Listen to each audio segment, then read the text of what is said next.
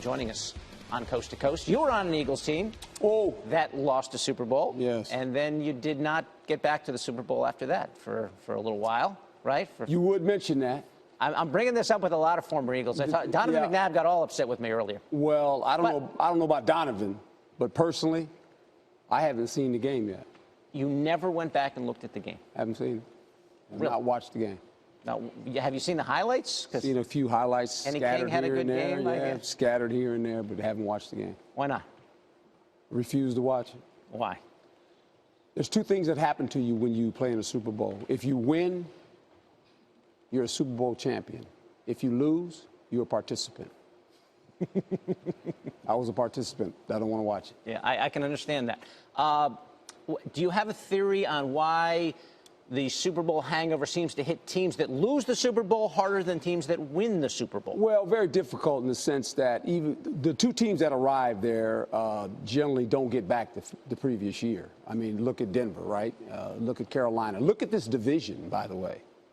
Everyone in this division has played in the Super Bowl now, right? Yeah. Tampa Bay played in one quite some time. Haven't gotten back. Yeah. Saints haven't gotten back. Carolina latest haven't gotten back yet. Atlanta now has to deal with that because now all of a sudden you're the big game for all the opponents. When they look at their schedule, the players look at their schedule and say, when do we play the Falcons? They test you that way. So not like New England. New England is used to going to Super Bowls. They have this formula that every year they're trying to get in the Super Bowl. When you've been to one, you think it's automatic. Well, we'll get into it next year. Not so fast. Although this Falcons seemed pretty well set up via free agency. Most of them. We thought Carolina was set up. We thought Denver, all they needed to do was replace the quarterback. Get a quarterback in there. You got the best defense in captivity. Just get the quarterback to play good. We'll be okay. They were like us. They were watching. Okay, so give them some words of wisdom about how you get past all of that, learn from this heartbreaking loss, and move forward and win a championship. Look, this was an excellent football team. They just happened to play a team that was better than them in the Super Bowl. We don't want to give the New England Patriots enough credit. They were 17-2.